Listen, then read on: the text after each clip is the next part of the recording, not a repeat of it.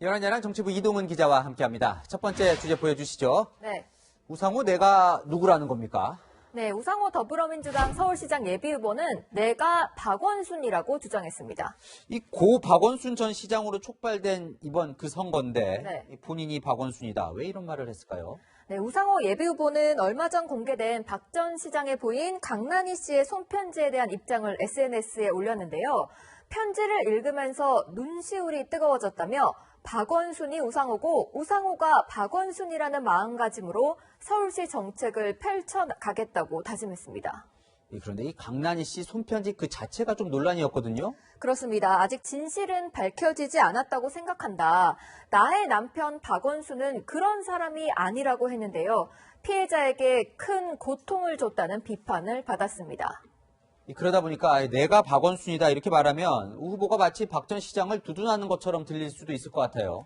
네, 야당은 즉각 사퇴하라, 뻔뻔하게 박 전 시장을 옹호하다니 무책임하다고 비판했습니다. 우상호 의원께서 페이스북에 올리신 글을 보고 깜짝 놀랐습니다. 2차, 3차 가해를 하고 있는 이 모습을 보면서 저는 과연 민주당은 어떤 생각을 하고 있는지. 우상호 예비후보 SNS에는 왜 서울시장 선거 다시 하는지 모르나 2차 가해 후보님 등 비난 댓글이 다수 달렸습니다. 자, 글쎄요. 당연히 이런 비판을 예상했을 것 같은데 왜 썼을까요? 네, 당내 경선에서 강성 지지층을 결집시켜서 지지율을 끌어올리기 위한 것이란 분석이 나옵니다. 우상호 예비후보에게 제가 직접 물어봤더니 유가족 위로 차원이었다며 박 전 시장의 성희롱을 두둔하는 건 전혀 아니다라고 해명했습니다. 자, 다음 주제 보겠습니다. 네. 정세균 총리와 이낙연 민주당 대표 오늘 같은 날에 호남을 찾았다면서요? 네, 정 총리가 먼저 도착했는데요. 두 사람의 오늘 모습을 영상으로 준비해봤습니다. 광주는 기민한 대응으로 코로나19의 거센 불길을 빠르게 잡아나갔습니다.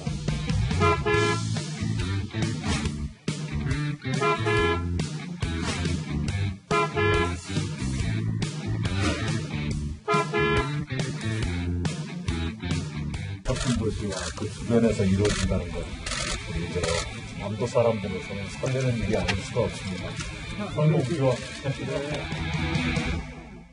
오늘 일정도 그렇지만 이 이력을 보면 이 격초도 이렇게 겹칠 수 있을까 싶을 정도예요. 네, 둘 다 호남 출신이고요. 다선 의원 같은 지역구, 국무총리 등 이력도 비슷합니다. 정세균 총리는 오늘 광주로 가면서 SNS에 김대중 전 대통령에게 정치를 배웠다고 했는데요. 이낙연 대표도 김 전 대통령이 발탁해 정계에 입문했습니다. 오늘 발표된 여론조사를 보면 호남권 범여권 차기 대선 후보 지지도에서 이 대표 지지율은 37.3%, 정 총리는 5.8%로 나타났습니다. 요즘 두 사람 이 지지율 보면 좀 걱정도 있을 것 같은데 네. 비책이 있습니까? 네, 이 대표 측은 사면론으로 호남에서 좀 지지율이 떨어졌지만 최근 회복되고 있다며 자신감을 보였습니다. 정 총리 측은 코로나19 확산 때 대구에서 한 달간 머물렀던 점 등을 들며 영남에서 확장성이 있다는 점이 강점이라고 했습니다.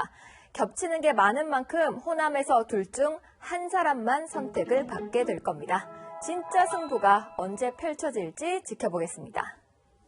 이 코로나 탓에 지지율의 전환점이 되곤 했던 이 명절 찬스도 쉽진 않을 것 같습니다. 지금까지 열한야랑이었습니다.